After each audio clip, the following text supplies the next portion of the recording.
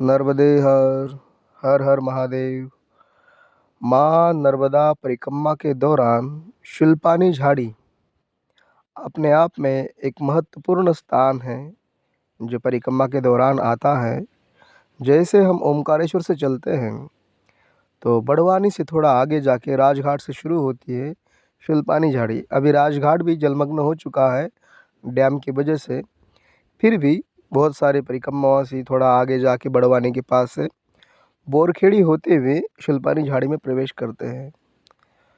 शूलपानी झाड़ी नाम पड़ा है क्योंकि भोलेनाथ ने वहाँ अपना शूल जोर से फेंक दिया था और उनके शूल पे जो दाग लगा था रक्त का, वो दाग निकल गया था। क्योंकि जब ब्रह्मा जी की एक सर भोलेनाथ ने अपने शूल से विलग किया था, अलग किया था, उस समय उन शूल पे, त्रिशूल पे रक्त का दाग लग गया था और वो दाग निकल नहीं रहा था। तो भोलेनाथ जहाँ जहाँ तीर्थों में जाते थे वहाँ वहाँ वहाँ धोते थे, जल से उसको साफ करने का प्रयास करते थे, लेकिन वो साफ नहीं होता था। लेकिन जब वो शूलपानी झाड़ी में आए और वहाँ गुस्से में या ऐसे अनायास उन्होंने त्रिशूल फेंक मारा, उससे जो दाग लगा था रक्त का, वो दाग निकल गया था, अलग हुआ था और वहीं पे शूलपानेश्वर मंदिर की स्थापना हुई थी। इसलिए उसको शूलपानी झाड़ी भी कहा जाता है। और पहले तो पता नहीं, शायद झाड़ी रह चुकी होगी, लेकिन वर्तमान के युग में झाड़ियाँ तो कम हो गई, लेकिन वहाँ जो पत्थर है, छोटे छोटे कंकर है, वो शूल जैसे ही है। आप जब चलोगे पैदल तो वो जो कंकर एकदम शूल जैसे चुभेंगे आपको, आप अनुभव कर सकते हैं इसका। और वैसे ही किनारे किनारे जब चलते शूलपानी झाड़ी में ऐसे बहुत सारे तीर्थ पड़ते हैं, गांव पड़ते हैं। और पहले समय में परिक्रमावासी जब चलते थे उस समय उनके वस्त्र, आभूषण या जो भी कीमती सामान था वो सब कुछ छीनते थे आदिवासी। आपके पास कुछ आपका भी जो नहीं सामान सामान था, है, वो छीनने के पीछे उनका कुछ और ध्येय रहा होगा, कारण रहा होगा, हमें पता नहीं है। मान्यता ऐसी भी कि भाई उस समय आदिवासियों के पास सामान नहीं था और जिनके पास वस्त्र आभूषण नहीं, उनको समाज में नहीं आने देते थे। एक स्वाभाविक है, जो समाज परिपूर्ण है सभ्यता से, उन समाज में अगर कोई नग्न आ रहा है या कोई कम वस्त्र पहन के आ रहा है तो उसका तिरस्कार होना तो स्वाभाविक है। तो शायद ये भी कारण रहा होगा, इसलिए वो लोग आपका वस्त्र, आभूषण, सामान छीनते थे। उनके पास नहीं था इसलिए छीनते होंगे, या और भी कुछ कारण रहा होगा, लेकिन ये परंपरा बहुत सदियों से चलती आ रही थी।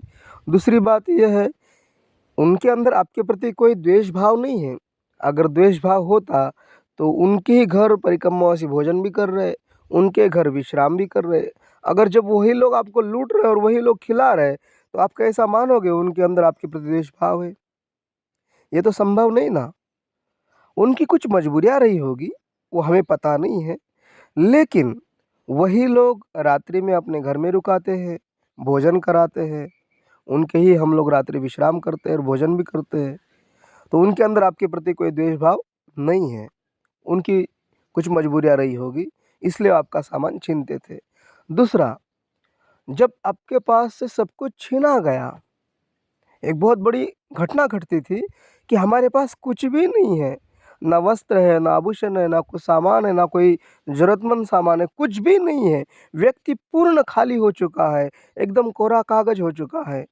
ना उसके पास छुपाने के लिए कुछ बचा है, ना उसके पास दिखाने के लिए कुछ बचा है। फिर भी उसकी यात्रा, उसकी परिक्रमा चल रही है। ना उसका भाव कम हो रहा है, ना उसकी भक्ति कम हो रही है, ना माता जी के प्रति आस्था कम हो रही है। सब कुछ छीना गया, कुछ भी नहीं बचा, फिर भी उसकी यात्रा नहीं रुक रही, फिर भी उसकी परिक्रमा नहीं रुक रही। ये बहुत बड़ी बात है, ये बहुत गहरी बात है। जब कुछ भी नहीं है, फिर भी हमारी यात्रा चल रही है, एक बहुत बड़ी अनुभूति। और जितना आपके भीतर खाली होते जाओगे, उतने आप हल्के होते जाओगे, मन शांत होता जाएगा, उतने भगवान के प्रति आप ज़्यादा प्रभावित हो जाओगे या ज़्यादा गहराई में चले जाओगे। तो यह अनुभूति बहुत गहरी थी। तो लेकिन जब हम परिक्रमा में, जब हमें कुछ भी नहीं, हमारे पास सब कुछ छीना गया, पूरा खाली करा गया, फिर भी हमारी आस्था, भक्ति और हमारी परिक्रमा में कोई कमी नहीं थी। लेकिन आज के युग में जब देखा जाता है, परिक्रमावासी जब कोई भी नगर में, गाँव में प्रवेश करते हैं, वहाँ क्यों विचलित हो रहे हैं? वहाँ क्यों सुख सुविधा के अधीनता स्वीकार कर रहे हैं कि भाई रूम नहीं है, तो लेट्रिन बाथरूम नहीं है, गद्दे नहीं हैं, गर्म पानी नहीं है, हमको भोजन में यही भोजन नहीं मिल रहा है। तो यहाँ हम कमियाँ क्यों निकल रहे हैं?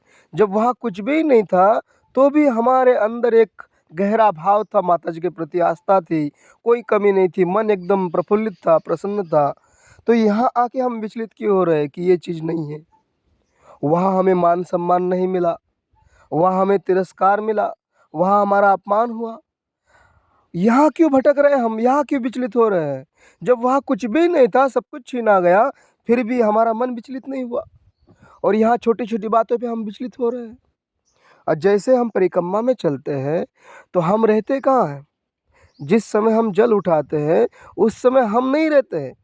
हम माँ नर्मदा के बालक बन जाते हैं, उनका प्रतिनिधित्व निभाते हैं। जब उनका प्रतिनिधित्व निभा रहे हैं, तो आपको मान मिल रहा है, सम्मान मिल रहा है, तो आपको थोड़ा मिल रहा है, वो तो माता जी को मिल रहा है। आपको जानता कौन है? जो जगह-जगह आपको मान-सम्मान मिल रहा है, सेवा मिल रही है, आपको जानता कौन है? वो तो नर्मदा माता को मिल रही है ना।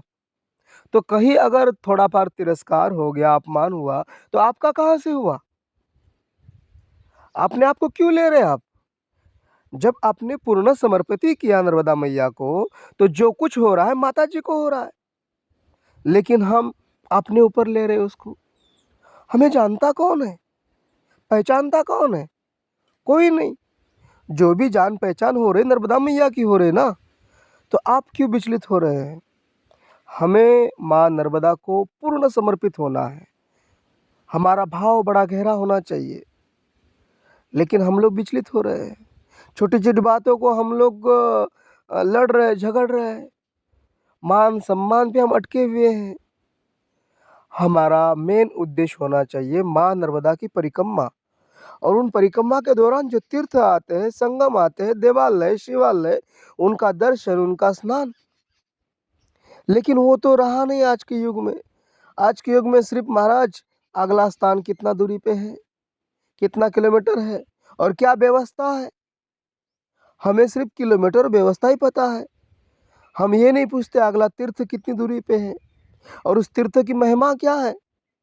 अगला संगम कितनी दूरी पे है, घाट कितनी दूरी पे है, देवालय, शिवालय कितनी दूरी पे है, क्या महत्व है? उसकी तो बात ही नहीं चल रही है। यह बातें चल रही किलोमीटर की और व्यवस्थाएँ की। तो आप खुद समझिए कि हम परिक्रमा कर रहे हैं कि हम भटक रहे हैं? हमें परिक्रमा के दौरान पूर्ण समर्पित होना चाहिए माता जी के प्रति। ठीक है, जहाँ पहुँचे ठीक है, व्यवस्थाएँ जो है ठीक है,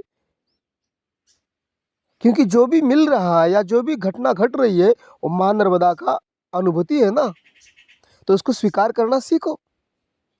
परिक्रमा के दौरान महत्वपूर्ण बात है स्वीकारना। जो भी मिले उसको सहज स्वीकार करो। वो माता जी की अनुभूति है, साक्षात्कार है, दर्शन है, घटना है, घटेगी। तो परिक्रमा के दौरान इस बात का विशेष ध्यान देना कि हमें क्या घटना घट रही है, हमें क्या अनुभूतियाँ हो रही है, क्या साक्षात्कार हो रहा है, क्या व्यवस्थाएँ मिल रही है, ये मत देखो। नर्मदे हर।